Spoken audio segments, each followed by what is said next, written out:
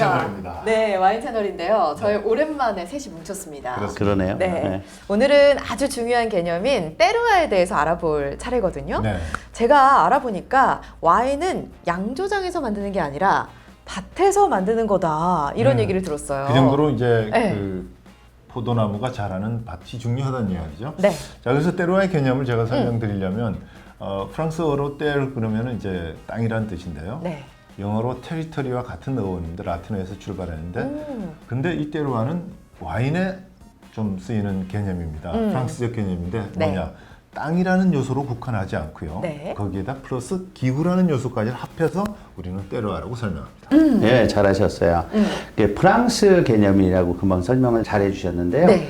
포도밭을 둘러싸고 있는 자연적인 환경 요소들을 때루아라고 하지요. 네. 그런데 그 때루아에서의 그 포도를 재배하는 것은 하나의 그 포도의 잠재적인 특질만 가지고 있죠. 그러나 그거를 찾아내서 좋은 와인으로 만들 수 있는 건 사람이 개입하는 거죠. 그래서 그렇습니다. 넓은 의미로서 네. 때루아라고 하는 것은 결국은 네. 사람에 포함되는 내역이라고 볼 수 있죠. 좋습니다. 네, 그럼 굉장히 전체적인 개념으로 때루아를 이해해야 될 것 같은데요. 그렇습니다. 저는 그 어떤 사진을 봤더니 그 포도밭이 되게 척박해 보이는 자갈밭이더라고요. 네. 아니 어떻게 그렇게 자갈밭에서 포도가 자라는지 너무 신기하더라고요. 그렇죠.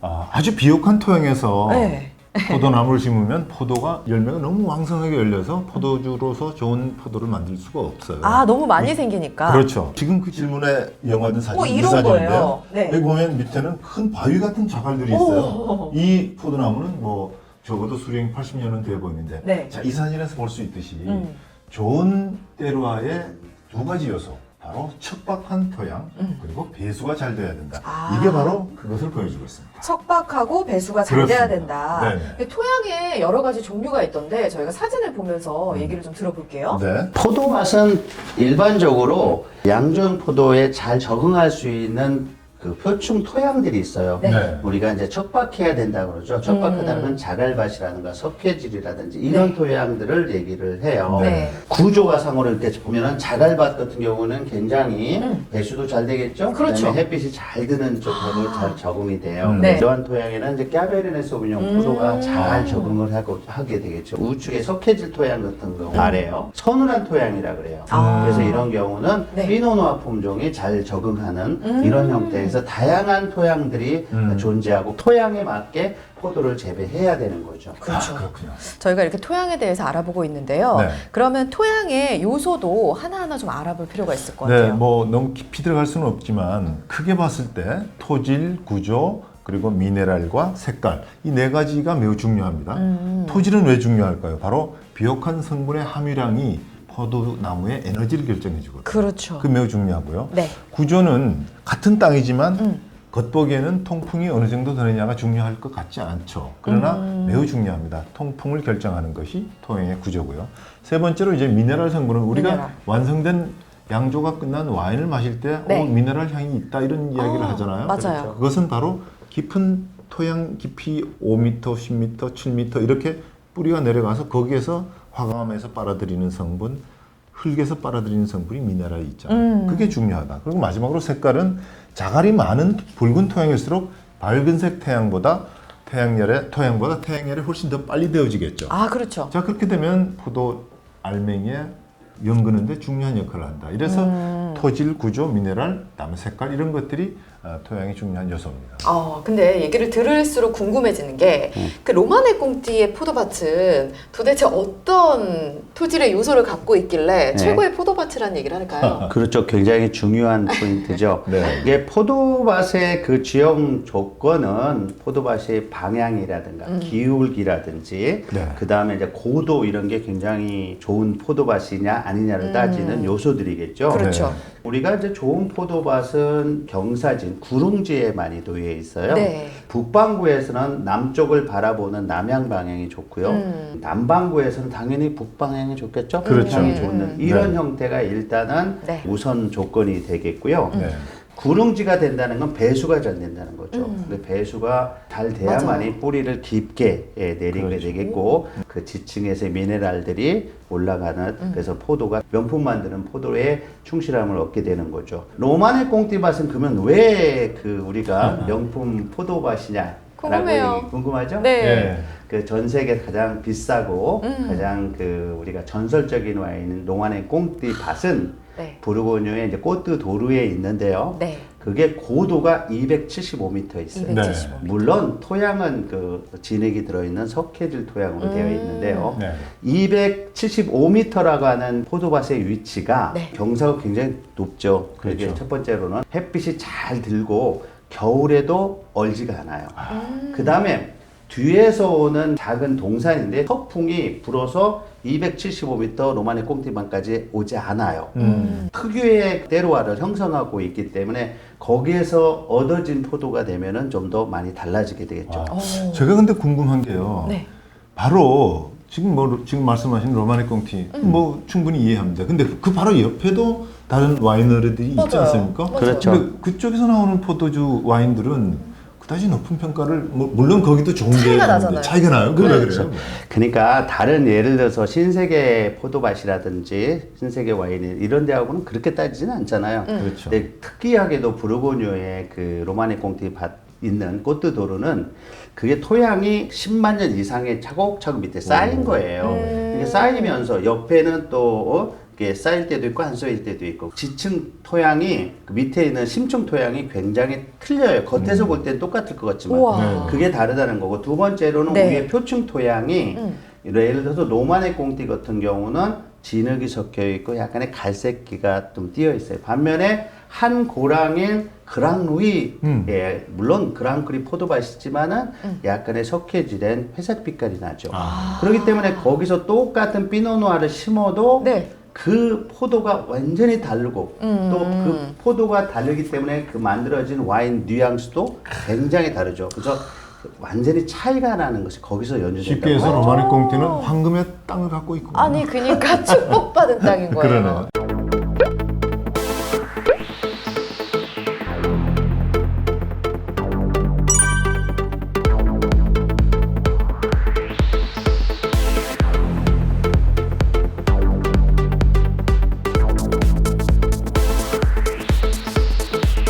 근데 이제 그것만 중요한 건 아니잖아요. 그렇죠. 사실 그 과일이다 보니까 여러 가지 기후 조건도 참 중요할 것 같다는 생각이 들어요. 네. 제가 프랑스의 그 기후를 이제 우리가 프랑스 와인 기준으로 설명을 드리면 네. 어떻습니까? 프랑스 지도 여러분이 상상해 보시면 서쪽으로는 대서양이 있어요. 네. 대서양 기후가 있고 그래서 보르도는 대서양 기후하고 유럽 대륙 본토에서 불어오는 바람하고 해서 대륙성 기후와 해양성 기후가 합쳐져서 온대 기후를 온대 기후. 마찬가지로 부르고뉴도 남쪽에 지중해 네. 바람이 불고 북쪽에서는 알프스의 바람이 불고 해서 두 가지가 합해져서 또 온대 기후가 형성됩니다. 그래서 온대 기후가 포도나무 자라는데 최적의 기후입니다. 이게 포도밭에 관계되는 기후는 되게 중요하죠. 그래서 포도밭의 고도라든지 또는 포도밭 주변에 우리가 이제 좋은 포도밭은 강을 끼고 있다 그랬잖아요. 아 맞아요. 그래서 강이 있느냐 없느냐 또 네. 숲이 있느냐 그래서 경사면이 어떻게 있다느냐에 따라서 기후도 좀 달라지겠죠. 그 네. 포도밭에 가장 작은 그 미세기후가 존재하죠. 그 미세기후가 포도의 품질을 굉장히 좌우한다고 봐야 되죠. 네. 구체적으로 그 기후의 요소를 좀 알아볼까 봐요. 네, 아까 토양의 요소도 뭐 토질, 구조, 미네랄 이렇게 있었듯이 기후도 마찬가지예요. 우리가 가장 쉽게 떠올릴 수 있는 게 태양, 그렇죠. 일조량이고요. 네. 두 번째는 비가 얼마나 오느냐. 강우량. 그다음 세 번째 기온, 그리고 마지막으로는 추위. 뭐 이런 네 가지 정도인데요. 네. 자, 태양은 뭘 결정하냐? 포도의 당분을 결정합니다. 한창 연글 때 햇빛이 좋아야 아주 달고 맛있는 포도가 나오죠. 그래서 중요하고요. 연중 강우량은 포도나무가 이 양조형 포도나무가 잘 자라기 위해서는 670mm 이상의 비가 필요합니다. 그런데 그 비는 언제 와야 하냐면 네. 겨울서부터 봄 그리고 수확 이후에 와야 되고요. 가장 중요한 거 7, 8월 포도가 아주 잘 연글어야 할 계절에는 비가 오면 안 됩니다. 우리나라랑 완전 반대네요. 그렇죠. 우리는 여름에 장마 때문에. 예. 그러니까 장마철이잖아요. 자 그리고 서리와 냉해 이 기온도 매우 중요한데요. 네. 포도 농가 입장에서는 서리와 냉해가 최대 난적입니다. 네. 자, 그리고 대신에 이제 한겨울에는 추위가 포도나무를 강하게 해줘요. 왜냐하면 여름 때 형성됐던 뭐 병충해라든가 이런 것들이 추위를 지나면서 많이 죽게 되거든요. 그렇군요. 여기서 또 로마네 꽁띠 얘기를 안 할 수가 없어요. 그래서 로마네 꽁띠 그 포도밭의 위치뿐만 아니라 기후 조건이 또 어떻게 다르길래 예. 이렇게 훌륭한 네. 와인이 나오는 걸까요? 그러니까 아까 설명드렸듯이 포도밭의 위치에 따라서 네. 그 미세 기후가 존재를 하잖아요. 네. 근데 미세 기후에 대한 그 여러 가지 조건들을 금방 설명해 주셨지만 네, 네. 여기에 바람도 굉장히 중요한 바람. 요소를 차지해요. 네. 예를 들자면 로마네 꽁띠 밭의 기후가 얼마나 매년 생산되는 그 와인의 품질에 좌우하는가에 대해서 네. 그 로마네 꽁띠 주인인 빌렌느 씨가 와인 잡지에서 인터뷰한 내용을 제가 읽었어요. 예. 조금 전에 우리 황은행님께서 프랑스 기후대를 설명해 주셨지만 네. 프랑스란 나라가 대서양에서 불어오는 저 해양성 기후가 있고 그쵸. 또 지중해에서 오는 지중해성 기후, 지중해 굉장히 따뜻하죠. 그렇죠. 또 오른쪽에 알프스 산맥에서 오는 그 기후가 바로 대륙성 기후예요. 네. 그러니까 우리가 여름에는 덥고 겨울에는 굉장히 춥겠죠. 네. 이러한 기후대에 있는 바람이 매년 포도밭에 영향을 끼쳐요. 그게 그해 연도가 어느 쪽에서 바람을 많이 불어줬느냐에 따라서 네. 포도의 품질이 굉장히 좌우하겠죠. 그런데 특히 로마네 꽁띠처럼 피노누아의 그 민감한 포도들은 굉장히 그게 좌우한다는 거죠. 예를 들자면 네. 지중해성 기후가 바람이 많이 불어준다고 한다면 그해 포도는 더 익었겠죠? 그쵸, 따뜻한 그쵸. 기후니까. 그래서 그해 연도는 포도가 더 유연하고 부드럽고 탄닌도 강한 이런 형태가 되는 와인이라고 하는 것은 기후에 있어서도 중요하지만 바람의 역할도 중요하다는 것을 제가 네. 이 개념에서 얻은 하나의 그 좋은 포인트였습니다.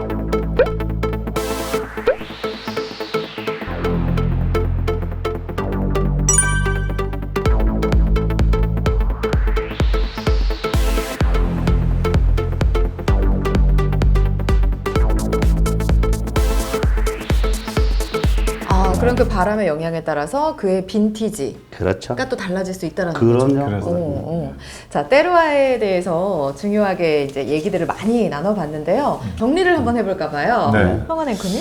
자, 뭐 지금 우리가 때로와를 공부했는데 때로와도 중요하지만 결국은 사람입니다. 그렇죠. 사람이 어떤 정성과 노력으로 맞아요. 포도나무를 재배하느냐가 중요하죠. 그래서 네. 저는 때로와를 천지인의 합성체다 이렇게 저는 설명하고 싶어요. 삼위일체. 네. 잘하셨어요. 정리 잘하신 것 같고요. 이 때로와가 다르기 때문에 그 각 포도밭의 때로와에 따라서 포도 내용도 다 달라지겠죠? 그렇죠. 그 포도가 달라진 걸 가지고 와인을 만드니까 전 세계의 와인은 전체가 달라지게 되겠죠. 전 세계 와인은 하늘의 별만큼이 많다라는 그 이유가 때로와의 연유가 되는 거죠. 네. 특히 아까 기후와 관계되는 거에 연관돼서 그 매년 포도 품질이 달라지겠죠? 네. 그래서 빈티지 개념이 나타나게 됐고 토양과 그 기후의 개념을 연관시켜서 프랑스에서는 그 품질에 대한 품질 관리 시스템이 나왔죠. 그걸 이제 예전에는 AOC, 원산지 통제 명칭이라고 하고 네. 이런 개념이 품질에 대해서 그랑크리라든지 포메크리라든지 하는 등급의 분류가 이 때루와 개념에서 연유되었다고 볼 수 있습니다. 네. 네.